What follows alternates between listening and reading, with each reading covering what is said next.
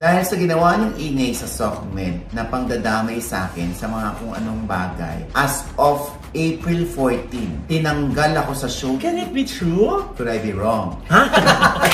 Gagawa raw ng Marimar starring Catherine Bernardo and Alden Richards. Ang balita ko kasi... In love daw si Alden ngayon. Meron daw jowa. Totoo ba yun? Isang entrepreneur? Ang sabi sa akin... Sabi ko, huwag niyo namang ipagpalit si Sol sa 500 piso. O kaya naman sa 1,000 piso na kapag nagastos niyo na ipamili niyo, wala na, natunaw na, pero paanong susunod na 3 taon? Kaya hulaan niyo na kung sino! Sino? Ay, sino itong gwapong aktor? Na madalas mag-golf. Ay! Oo. Oh. Pag nasa golf daw. Hello mga kabit! Ito po ang inyong mga lingkod. Ito po si Mama Loy! Ito po si Tita Jen! At ito naman po si Papa O, si Audie Diaz. Ano pa nga ba? Ang lagi ninyong inihilig sa amin. Ay! Ichika mo na! Dali! Dali na! Ay, ito na nga, nakakaloka. O, diba? Nag-viber sa akin si Marqueras. Ha? Bakit? Namumutang te? Hindi. Nag-viber lang? Baka lang. Hindi, kasi sabi niya, nag-text ako kay David Bowie, yung manager ni Jojo. Pakibasa na lang po. Hi Sir David, ayan, may respeto pa rin naman ako sa inyo after naman ginawa niyong di ko alam kung ano bang pumasok sa isip niyo nila Sir Jojo para magawa niyo sa akin to. Tao naman ako humarap sa inyo ni minsan di ko kayo pinakitaan ng masamang ugali. Ginagawa ko naman yung trabaho ko sa inyo pero lang yung last one sa PMPC, nagsabi naman po ako sa inyo ng reason bakit kailangan ko umalis. Akala ko naintindihan nyo at akala ko ba hindi na basta katrabaho turing yung lahat sa akin. I have a valid reason naman, pamilya ang rason ko. Pero ganun lang talaga, no? Basta kailangan matapos o magawa yung content nyo po nila, Sir Jojo, kahit anong mangyari, no? Content is content or FYI po. Dahil sa ginawa ng ingay sa SOCMED na pangdadamay sa akin sa mga kung anong bagay, as of April 14, tinanggal ako sa show sa GMA. Sana po masaya kayo sa naging resulta ng ginawa niyong pag-iingay sa SOCMED para lang dyan sa content nyo. Gusto ko lang magtrabaho para sa pamilya ko. Alam niyo naman po, ang mga pagsubok at problemang hinarap ko sa buhay ko. Ang dami dyan, nakakalat lang game na game sa mga gusto nyo, pero para umabot sa maalis ako sa trabaho, para sa mga pinaggagawa nyo, maraming salamat po. So, nilinaw ko kay Mark. Anong sabi ni GMA? Tinanggal ka kasi naliling ka kay Jojo. Tinanggal ako because of the issue na threat, etc. Basically, yung katsipan na issue, yun ang rason. Kaya ako tinanggal. Naman, mas marami namang kupal at masamang tao dyan. Ako pa din ang napili, parusahan. Hi. Nag-hello ka naman, te. Gaga! Hindi. Sorry. Marami namang tao dyan. Ako pa rin ang napiling parusahan. Hi. Ganon. Hanggang saan kaya ito, no? Hindi yun nasabi ko. Hi! Yun na nga, kawawa naman. Kasi ito isinampa pa nila sa fiscal's office, sa prosecutor's office. Makakatanggap pa niyan si Marqueras ng sabina. Doon, tapos gagastos pa si Mark, mag-aano pa ng abogado, di ba? Ako bilang, naiintindihan ko naman si Jojo sa kanyang ipinaglalaban.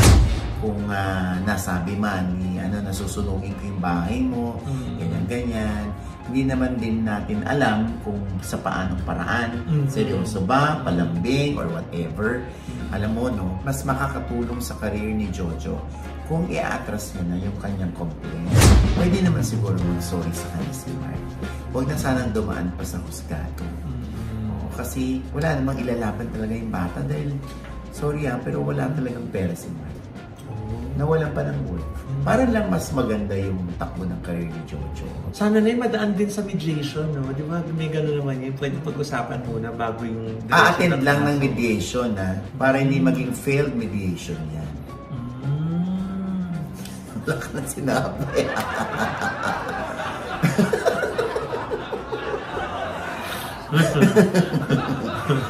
Naman mo na ng gamot.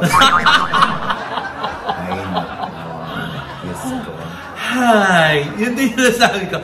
Hi! And di ba since nakakausap ko naman si Sir Jojo, hindi ka ba pwede maging tulay para mag-usap yung dalawa? Gagawa natin ng paraan yan.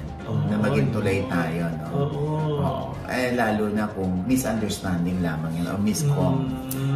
Ayusin natin yan, ano? Yes. O ayan at least tayo talagang nag-effort na pag-ayusin yung kaya natin pag-ayusin. Oo nga, oo. Gano'n naman talaga. Oo ka lang ng gano'n, gano'n ka lang. Diba? Sasabihin ko, ganun din naman. Inunahan niyo na ako, ilalatag niyo lang, tapos magkain sa dulo. Ganun yung mga lagi eh. Alam mo, you're so sama. Sama, ganun lang. Nag-ayos namin, Jex, oh. Oo. Magtutulay si nanay yun. Tutulay ako. Oo. Ilalatag yung story. Oo.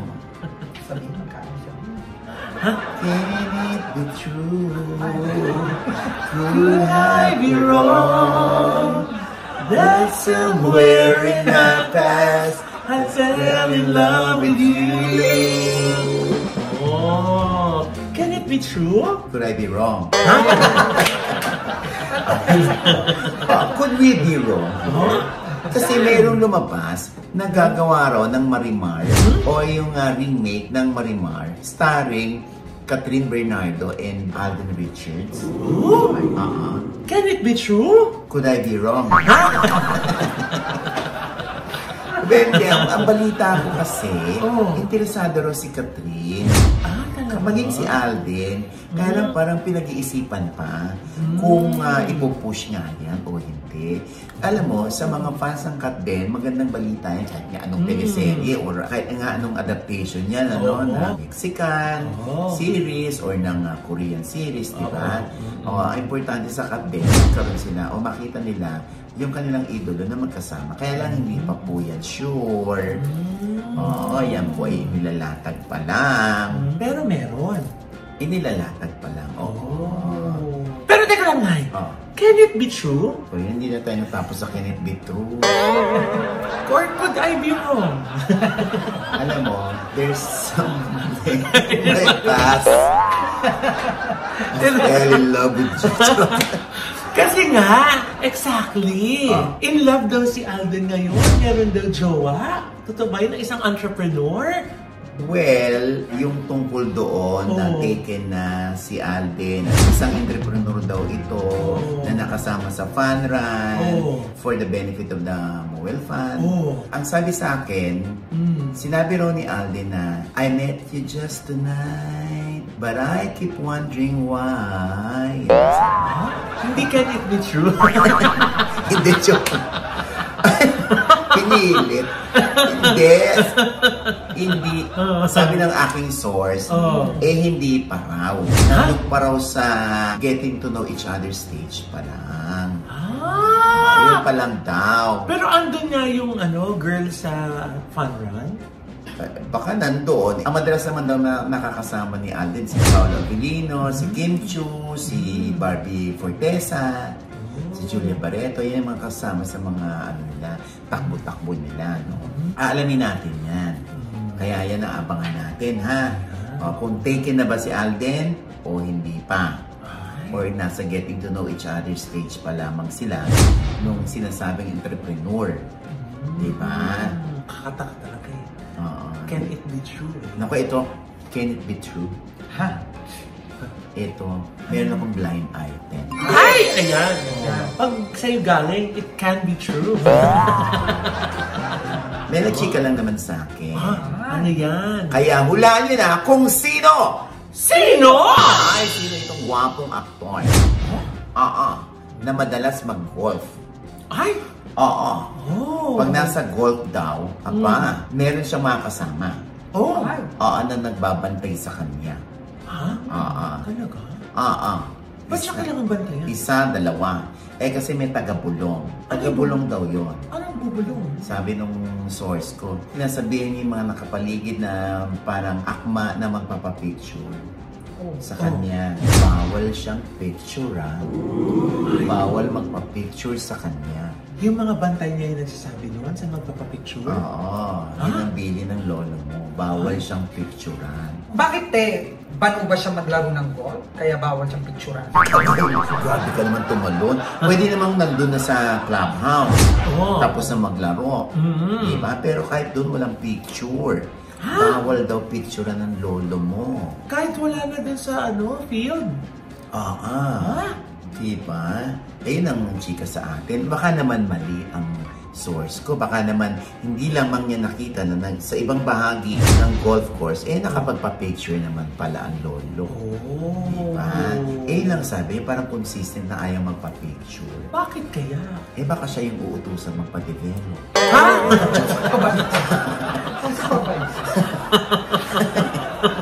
Or baka sa kanya iabot yung camera. Siya pala yung kuha ng picture. Ay, nako. And with that, teka lang! Wala pang clue! Ibigay mo na ang clue! pumayat ka doon. Ay, talaga ba? Oo, diba? Ang tara ng baiting sa... Ay! Huwag mo na ipakita! Pinunos mo agad. Alam mo, tumigil ka. Friends lang yun! Friends, hindi pang public! Dudukutin ko yan. Ay! Huwag naman! Nakakaya! Hindi! Nakakaya! Na-curious kami dyan. Ano kaya yung nakakaya siya sa amin? Huwag na, Noy. Nag-iba yung For your size eyes mo. For your eyes only. Diba? Baka mabash. Dati, ano siya, no? 3XL. 3XL siya. Nakakaloka. Ngayon, 2XL na lang. Large na lang. May hashtag din sa dulo. Ako ang sinayang. Ano yung love team ba yan? Ay, large na lang pero nakalagay doon. Ano? Super large. Super large. Teka, hindi iba may usapan. Clue lang yung kailangan namin eh. Ano nga yung clue? Tapos na, wag na nga. Hindi Tapos na tayo, wala na tayong oras, so may bisita pa tayo. Hindi nga talagang clue. Ha? Clue. Ay, naku. Ewan ko sa'yo. Ano sasampalin kita? Bakit? Hindi yun talaga. Oo nga, clue nga. Ay, naku. Wala ka na sa akin. Bakit? Wala ka na sa akin. Ano ba yan, te? Clue na ba yan? Wala ko sinasabi. Nakakaloka kayo. Basta, ang initials niya. Oh. Wag na. Malalaman yun. Ano nga? Kasi gusto kong bulungan, kaya nahihirapan ako sa kanan. Ay, nako. Diyos ko. Aray ko. Basta naging controversial ito. Ay, talaga? Oo. Naging controversial sa kanyang pakikipagrelasyon. Ay. Ano na? O, sikat tapos? Tama. Gusto mo patabain kita ulit? Ayoko! Gusto mo bumalik ka sa dati ng size? Ayoko, okay na ako sa large. Large na lang. Okay. And with that, mga kaibigan, ito po ang inyong mga lingkod. Ito po si Mama Loy. Mga nagpasama na hindi pa namin subscriber. Please subscribe now na. Click lang ang subscribe button na nandiyan sa ibaba. At kanya-kanya naming channel. Yes! Sana manood po kayo sa channel ko. That's Mamaloy. M-A-M-A-L-O-I. Meron po tayong bagong vlog dyan. At syempre, nais natin imbitahan ang lahat ng alumni ng Aquinas School because they are celebrating their 60th year. They're going to have their Aquinas Diamond Jubilee on April 26, 2025. 6 p.m. po yan sa Aquinas School Quadrangle. Ang host mo nyo ay ang Batch 2000. At kung kailangan nyo po ng ticket, at bumili na kayo ng ticket, hanapin lang po si Chico Rodriguez. Yan. Sa FB po, ha? Yes, Jex. At sa Tita Jex channel, may bago pa akong vlog dyan. Panoorin nyo. At pasalamatan ko lang tayo ang Auto mo, Auto Works, ang Deluxe Pa Massage and Wellness, ang NB Skin Beauty and Wellness, ang Gorgeous Smile Dental Clinic, at ang Ideal Vision. Yes, NB. NB lahat yan, Ay, pinatigas? Kala ko pinatigas eh. Diba? Envy Endo Laser Lift. Ni Dr. Rhea Trinidad. At syempre pa, yung ating dance screening dyan sa Lumiere Theater, dyan sa Beverly Hills. Yes. May 18 po, ha? 2 o'clock p.m. Yes. Nakikita-kita po tayo dyan. Yes. Kasama po kami ni Mama Loy. Yes. Sabay-sabay po tayo manonood, iiyak at manggigigil. Yes. Doon sa Toxic Family. At syempre, yung How to Get Away from My Toxic Family, Zanjo Marudo. Ayan, directed by Lawrence Fajardo. Produced by Ojo D Productions. Yes. Story by Ojo Diaz. Yes. Oo, ayan ha. Naku, makaka-relate yak ang ating mga kababayan dyan sa Amerika. At abangan nyo din na meron kami Dubai, Singapore at Hong Kong. Ay, wow! Bongga! At Canada. Ay, bongga! Hindi ka nakasama doon. Ayan ha. Para sa mga tickets and sponsorships, ayan, mag-email lamang kayo sa howtogetaway.toxicfamily@gmail.com. Ayan ha. Get your tickets na. Yes, para magkita-kita po tayo. Yes, we'll see you. At syempre, ayan ako. Ay, nako, nakakaloka, nakakaumos na. Oh. Si Pam Aquino. Yes. Si Kiko Pangilinan. Yes. Number 51, Kiko Pangilinan. Number 5, Pam Aquino. Yes. Sa mga top 12, meron ako mga friends dyan na mga senador na nandyan naman sila. 12 naman po yan. Isama niyo na po silang dalawa. 5 at saka 5-1. Oo nga, diba? Oo ha. Naku ba, hindi kayo magsisisi siya. Yes. Promise. Biro mo, may libreng kolehiyo sa bagong trabaho, tapos mababang pagkain at kapakanan ng mga magsasaka. Oo, diba? Saan ka pa? Oo. Ayan, binabati rin natin si Miss Annie Ortiz. Ayan, ang ating friend dyan. Nakapangalan ni Pasay City Mayor Emmy Calixto. Yeah! Oo, ayan ha. Siyempre, ang nangunguna ngayon sa survey si incumbent Mayor Calixto. Wow! At siyempre, ang sigurado ng palalang friend natin dyan, si Mark Calixto. Wow! Ayan, Vice Mayor ni Mayor Emmy. Ayan, binabati ko kayo. Alam nyo na ha. Siyempre si Maro Domingo. Ayan. Yung tumatakbo ng konsehal sa Pulilan, Bulacan. Ayun. Ayan. Kapatid ni Robby Domingo. Oo naman. Yes. Baka naman. Oo. Try niyo po. Diba?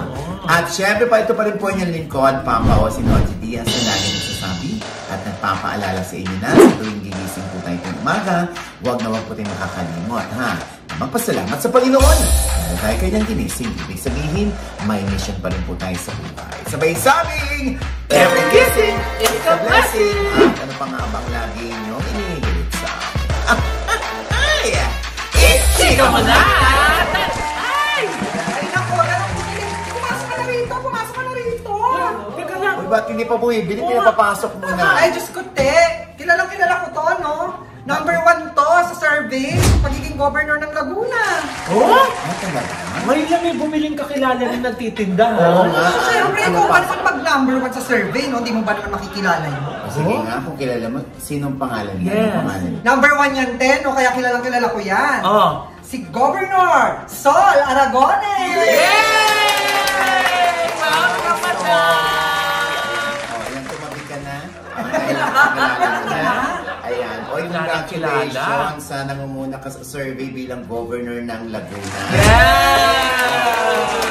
Matalino talaga mga taga-Laguna. Yes! Talagang yung kanilang mga preference, no? Yung Yes. mga hindi bumibili ng boto. Ay! Bakit? Oo. Yung iba ba? Bumibili. Pero hindi dito sa tindahan. Hindi mo siya makakabili ng boto rin.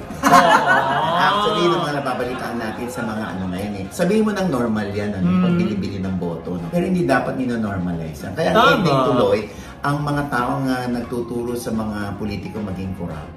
Ayun. Pagka ganyan. Nay, teka, pabatiin muna natin. Sorry, guys.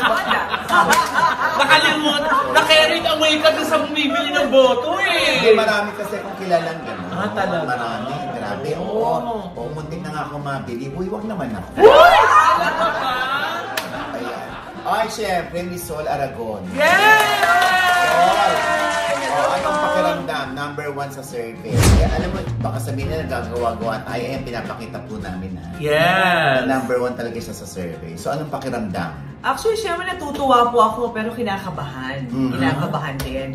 Kasi syempre, habang papalapit, marami pang pwedeng mangyari. So, basta natin... Anong mangyari? Dayaan? Ha? Bilihan? Alam mo na yan. Alam nyo na yan. Ha? Pero kinakabahan pero excited. So, pero parang feeling ko, inisip ko lang lagi, naghahabol pa rin ako. Para lalo kung sipagang mga panya ng mga panya. Yes. Kailangan hindi complacent. Yes, diba?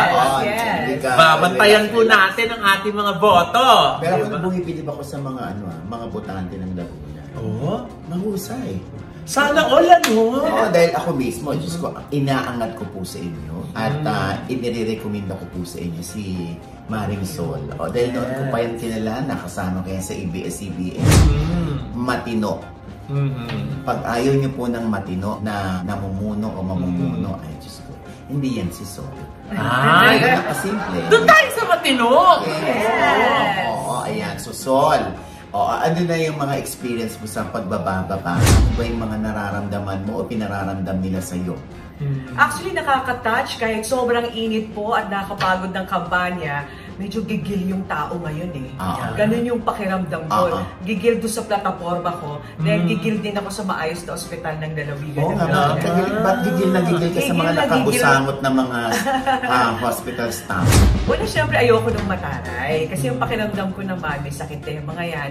Dapat maayos yung pakikitungo natin sa kanila. Mahirap na, huwag na natin paramdam na mahirap. Pero para balanse, sabi ko hindi naman ako kakampilan ng pasyente. Kakampi rin ako ng mga empleyado ng mga ospital. Dahil lalo may mga nurses. Sa mga nurses, no? Sa mga doktor. Nalaman ko, yung iba nagtataray na sa kanila kasi kukunti pala sila. Kukunti ang mga nurse, kukunti ang mga doktor. Basta kukunti lang sila, sandamakmak naman ang pasyente. Minsan talaga init na ang ulo mo. Kaya sabi ko, ang laki ng pondo ng Lalawigan ng Laguna, dapat dagdagan din ang mga nurse at mga doktor na mag-aasikaso sa mga pasyente. So yun ang gusto natin. Tapos yung gamit, coach, grabe pumupunta pa sa Batangas Medical Center yung mga kababayan ko para magpagamot. Eh, kulang sa kagamitan, kulang sa gamot. Ang daming kulang. Kaya sabi ko sa mga kababayan ko, pagbigyan niyo ako isang pagkakataon, aayusin natin yung ospital ng Lalawigan ng Laguna para maging maayos yung sitwasyon natin. Dahil pag hindi natin inayos ito ngayon, kailan pa? Ang tagal na nilang naghintay. Uy, maganda yan ha. Maganda. Pero alam mo ha, lahat nangangako ng mga pasilidad pa. Ng mga bagong pasilidad. Pero wala nga pag nakaupo na. Oo. Pero ikaw, gigil na gigil ka dyan kasi may budget talaga ang province of Laguna. Oo, may budget talaga yan. May budget talaga. Bakit malaki ang pondo, partner. Malaki. So, bakit hindi nagagawa yan ng admin? Yan din ang tanong ng maraming tao. Kung bakit sa mahabang panahon hindi naayos ang 9 na district hospitals ng Lalawigan ng Laguna. Ang sabi ko, sagutin na lang natin yan. Kapag nanalo na ako, ayusin na lang natin. Dahil ang balak ko, sa unang araw na manalo po akong governor, i-inspectionin ko kaagad ang mga ospital na yan. Alamin ko ano bang kulang. Alamin ko paano ba natin naayusin to. Alamin ko kung bakit sa emergency room ng mga district hospital di umano ay laging tambak ang mga pasyente kasi kulang ang mga kwarto na dapat paglagyan sa kanila. Bakit nagtataray minsan ng mga doktor at mga nurse dahil nga kulang sila. So kailangan ko silang pakinggan. Pareho. Para sabay ko silang tulungan. Kasi ano yan eh, love begets love. Lakas makaslambok, di ba? Ganun lang yun. Kung pag minahal mo ang mga empleyado ng ospital, pag sinabi ko sa kanila, kailangan babait tayo sa mga pasyente. Eh yun ang naramdaman nila, inilagaan ko sila. Kasi baka mamaya ang backstory yun, kaya yung sinasabi ni Madam na ang unang naiinit ng ulo yung mga pasyente. Kaya baka napapareact yung mga nasa ospital. Tsaka yung parang ginagawa silang utusan ng mga pasyente minsan. Kaya minsan, kumbaga, ito ba yung tinapos namin? Para sigawan lang kami ng pasyente. Kaya yung iba, sa init ng ulo, gumaganti na rin, tumatalak na din. Kaya dapat, no, yan din ang ayusin, yung relationship ng pasyente at ng hospital staff, no? Pero alam mo na, kung matutupad yung mga pinapangako ni Governor Sol, hoy, matutupad yan. Eh, naku! Hindi lang yung mga pasyente matutuwa, pati yung mga tag-ospital kasi gagaan yung buhay nila. Correct. Dahil di ba mas mapapadali yung serbisyo, mas kompleto na yung mga pasilidad, di ba? At saka yun nga, kung madami na sila, edi bongga, happy na ang hospital. Pero syempre, yun ang usapan namin ni Sol, Governor Sol. Sol ha, yung mga pinangako mo. Ay, babalikan kami ng mga fans. Pag nanalo ka, tapos, hoy, OG, Diba? Nireto nyo sa amin yan. Gusto mo, boto namin si Sol. Pero parang wala pang nagaganap. Ay? Oo, pero syempre, yan naman ang ano ni Sol. Kasi may mga kamag-anak din ako sa Laguna. Lalo na sa San Pedro. Oo, na sabi ko sa kanila, nako, si Sol na ang pag-asa. Yeah. Pinagdag ko lang. Bala ko rin maglagay ng Akay ni Sol Botica. Libreng maintenance na gamot. Sa Granta na bayan ng lalawigan ng Laguna. Lalo na pag nanalo pa yung Akay ni Sol party list. Yes. Number 141. So, panota. Kasi iba yun libreng maintenance na gamot ng mga tao. Nandun na mismo yung butika sa bayan ninyo. Hindi na kayo pupunta doon sa Kapitolyo, mamamasahe, parang may gamot. Andun na, inilapit mo na yung tulong sa tao. Ay, ang taray. Pero syempre, magastos yan, ano? So, paano naman naku, baka naman sa dami namin nagme-maintenance ngayon. Diyos ko, baka naman sasabihin na ubos, mabalik na lang. Ano yan, gagawa natin ng regulasyon, kumbaga, ng sistema, kumbaga, once a month, pwedeng humingi. At hindi na natin, depende sa pondo. Pero ang maganda nga, pag nanalo pa yung Akay ni Sol party list, mas maraming pondo, mas maraming itutulong sa tao. Ayan, So bukod dun sa pagpapaganda ng serbisyo ng ospital, ano pa? Gusto kong gawing scholar ang mga bata kahit ang grado palakol. Ganda yun Sandali naman, paano kami mag-ano kung lahat naman kami qualified pala? Hindi, actually sabi ko, hindi ko naman papakialaman yung mga matataas ang grado. Bibigyan din natin ng scholarship yan, kailangan ituloy. Sabi ko nga, kahit, alam mo, nalaman ko, yung palang ibang mga tao gusto ko iboto, kaya lang yung mga anak nila ay scholar ng mga kalaban kong kandidato. Ay, paano yun? So natatakot sila na kapag ako nanalo, puputulin ko yung scholarship. Sabi ko, hindi ako ganun. Hindi ako marunong mamersonal.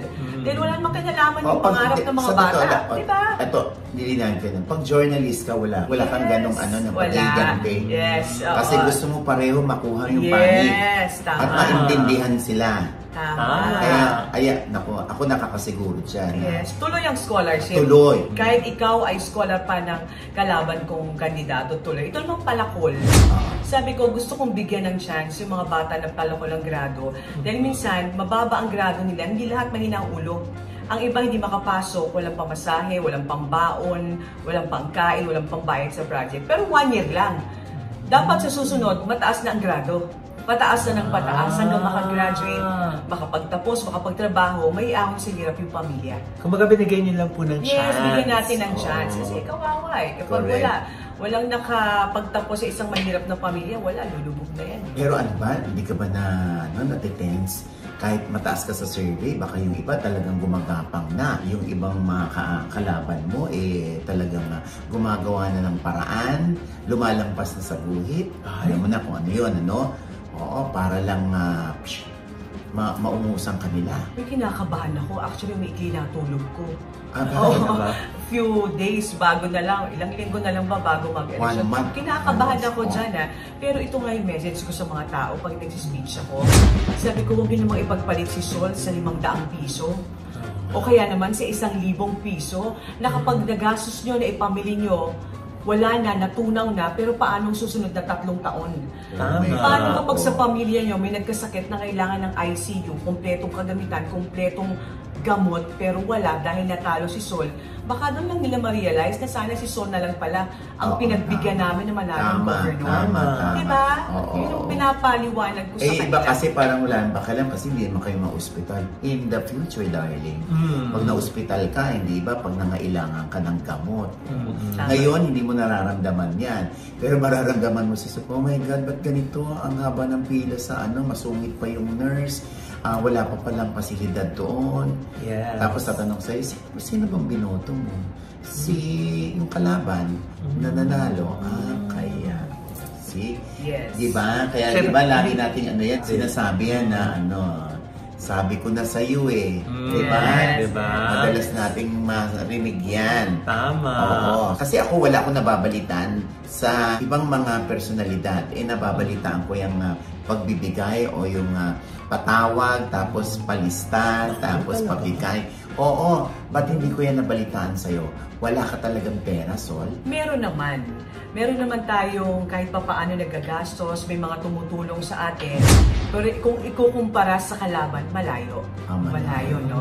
Pero ang maganda lang sa atin, kahit kukunti yung pera natin, patuloy ang pagbibigay natin ng tulong sa mga tao. Tsaka mula kasi, OG, alam mo yan, nung matalo ako, hindi ako tumigil sa pagtulong sa tao. In fairness to Sol. At saka meron pong isang kwento si Negi. Pati po sila sa Navotas na ambunan niyo po ng tulong. Nabigyan ng mga wheelchair. Ay, yung akay ni Sol. Diba? Actually, nakakatuwa, OG, no, Mama Loy, na nung natalo ko, inisip ko, wala nang magtiwala sa isang natalong kandidato. Pero talagang maraming sorpresa yung buhay Pero natalo ko, pero ang daming tumulong doon sa Sol Aragones Foundation, sa akay ni Sol. Ang daming nagbigay sa akin ng tulong para maitulong ko sa tao. Hanggang napunta na ako sa lugar na ito. Oo. Yun naman, pag naniniwala sa'yo, sa ipinaglalaban mo, marami talagang tutulong sa'yo. Yung iba naman ay talagang unang prayers din. Saka yung tiwala na, hindi, boboto ka namin. Kahit wala akong maitulong sa'yo, yun man lang boto ko at ng pamilya ko.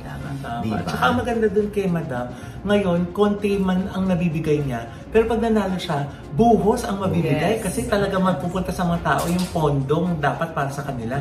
Yung mga iba na naglalabas ng super dami ngayon, ay, konti naman ang masarasagana ang makukuha mo pag nasa pwesto na, di ba? Yun lagi natin iniisip dapat, no? Na pag sumusuka ng pera, yun din ang hihigop ng pera ng bayan. Di ba? Babawiin talaga yan. Kaya nga, di ba, si Sam Versosa sabi, naku, bigyan ng bigyan, babawiin yan. Hindi po. Iba naman si Sam Versosa. Ang daming negosyo nun, kahit sa abroad, maraming negosyo. Kaya hindi niya kailangan yung pera ng may marami na po. Marami na. At saka yun na lagi ko nga pong binabanggit ang mga pilantropo, walang pinihinging bawi. Talagang ang gusto nila is makatulong, di ba? Si Mayor sa pilantropo. Oo. So, ano pang mga plataforma o yung mga naiisip mo para sa Laguna? Turismo. Alam niyo po yung Laguna, kahit saan bayan kayo magpunta dyan, mayaman yung turismo. Ang nagtataka namin, ba't ang lapit-lapit ng Laguna, pero mas pumupunta sa ibang lugar ang mga turista. Imagine nyo naman, kapag dating ng Lumban, yung magandang Barong, Pagsanghan Falls, ang dami-dami po ang gaganda ng turismo. So, importante, maitampok mo talaga yung kwento ng bawat bayan. Sabi nga, alam mo, minsan kumakain ako, may lumapit sa akin, Sol, buboto kita, pakiusap lang kapag nanalo kang governor. Ang ganda ng mga simbahan sa Laguna. Yung pilgrimage, hindi natin kailangan pumunta sa ibang bansa. Dahil sa Laguna, ang gaganda ng simbahan, turismo pa din yan. Sabi niya, tama naman, di ba? Siyempre, tama nga naman yan, di ba? Kapag may turismo mo, may hanap buhay yung mga tao, iikot ang pera sa lalawigan na yun. Tama. O ayan, dapat payabungin lalo ang turismo, no? Yes. Ang sarap na yung mga marinig yung mga ganyang mga pangarap, pero alam mo na matutupad lang yan pag matino ang nakaupo. Diba? Tsaka yung pangarap na yan, magiging posible yan sa mga taga-Laguna rin. Yes. Diba? Siyempre, ang dami na rin umupo dyan sa Laguna, no? So, Maring Sol o Governor Sol, alam naman natin yung hindi naman lahat magkakapantay yan, yung mga bayan ng Laguna. Pero ano yung parang hindi man kawawa, kundi yung kailangan ng tulong na bahagi ng Laguna. Yung 4th District ng Laguna. Yung 4th District kasi ng Laguna. Composed ng, yung malalayo yan Magdalena, Santa Maria, Pakil, Bangil. Yan yung mga medyo malalayo na talaga, no? Actually, yung congressman dati dyan, si Kong Benji Agaraw, napaayos na yung kalsada dyan. Napaayos na para sa turismo. Pero kailangan ng tulong pa rin ng probinsya para talagang puntahan ng mga tao at tampukin yung turismo nila. So yan talagang kailangang umunlad yung 4th District ng Laguna. Agricultural yan. Pero ang tanong, ang mga farmers talaga bang natutulungan dyan? So, ang dami-daming hanap buhay na pwede, pero bakit marami pa rin ang kulang ang hanap buhay? Dahil turismo lang ang sagot dyan. Pag pinaunlad mo ng turismo, wala tayong problema, may hanap buhay ang tao. Fourth district yan. Fourth district yan ng Laguna, kaya yan yung tututukan ko rin talaga. Bukod dun sa iba pa. Ano mga misconception ang gusto mong i-correct ngayon sa'yo doon sa Laguna? O yung pinapakalat ng mga kalaban? Well, una-una, tuwan-tuwa kasing laitin ako ng mga kalaban. Parang hinihintay lagi nila at lagi nilang sinasabi sa mga tao, wala nang pera si Sol. Huwag yun na iboto, matatalo na siya. Sa dulo, walang perang ilalabas yan.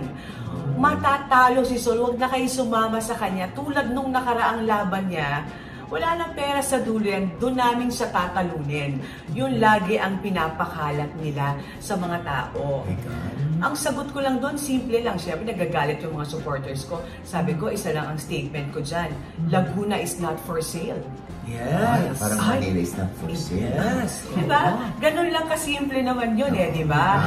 Kasi wala. Kapag hinayaan natin na ganito pa rin ang sistema, yan ang kalalakhan natin sa buong Laguna.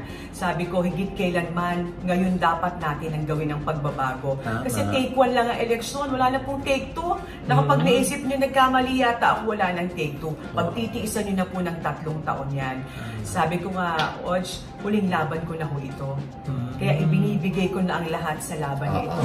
Kaya sana yung mga kababayan natin, sana po ibigay nyo na sa akin ang labang ito. Pagbigyan nyo ako ng pagkakataon na tulungan po ang lalawigan ng Laguna. Ayan. O yung ano naman, meron ka bang plano para sa mga senior citizens, sa mga lolo't lola, sa mga solo parents? Sa mga senior citizen, ang libre pong maintenance na gamot sa bawat bayan ng Laguna, gagawin po natin yan. Dahil marami ang hindi nakakainom ng maintenance na gamot, mahal eh. Kanina nga nag-motorcade ako, lumapit yung umiiyak kasi kahit hindi pa po ako nananalo, nagtayo po kami ng akay, ng akay ni Sol Butika, nagbibigay po kami ng Rosuvastatin, Losartan, Metformin at Amlodipine libre, pang 2 weeks na gamot. Ang sabi nila, pinagdadasal po ng buong pamilya namin, manalo kami para tuloy-tuloy ang gamot. Kahit hindi namin kayang bumili, libre na namin ito makukuha.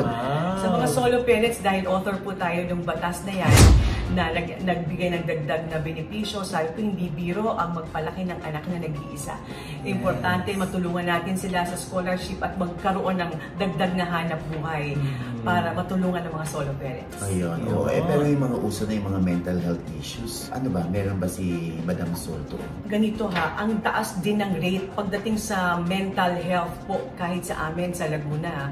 Sabi ko nga, maswerte ang mga tao na may pera na pwede pumunta sa doktor para magpa-psychiatrist. Pero maraming sumusulat sa akin at sinasabi, Sol, pag nanalo kang governor, sana naman may psychiatrist na libre ka maibibigay sa mga... Meron? Gagawin natin yan. Ang laki ng pondo ng Laguna. Libre magpakonsulta sa psychiatrist na ilalagay natin doon sa Laguna para matulungan sila. Otherwise, paano pag walang psychiatrist? Paano walang tumulong sa kanila? Wala mangyayari. Bakit kanina mo pa sinasabi na ang laki ng pondo ng Laguna? Hindi mo ba nararamdaman bilang ikaw ay taga-Laguna na nagtatrabaho ang kasalukuyang nakaupo? Ang sinasabi lahat ng mga taong bayan, kung di umano ay mahigit 7 billion ang pondo ng lalawigan ng Laguna. Bakit ang daming kulang sa ospital ng lalawigan ng Laguna? Bakit kulang ang mga kwarto? Bakit kulang ang nurse at doktor? Bakit di umano, pati ang gasa, ang suwero, ang tape, ay di umano binabayaran pa rin na mahihirap natin mga kababayan? So, paano mararamdaman yun? Sabi ng mga kababayan natin, bakit pumupunta pa kami Batangas Medical Center? Bakit hindi kumpleto ang gamit sa ospital? Kaya yun ang mga gusto mong mangyari, na mapunta lahat ang pera ng Laguna sa mga lahat ng nakatira sa Laguna.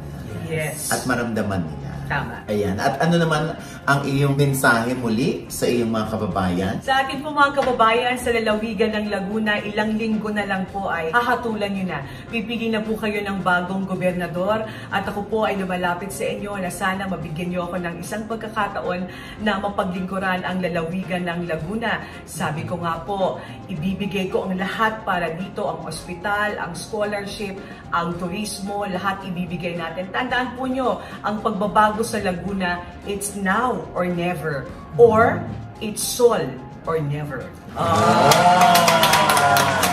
Grabe ha, bigyan yung heart and soul. Ayan, ako. Kaya soli na lang sa iba.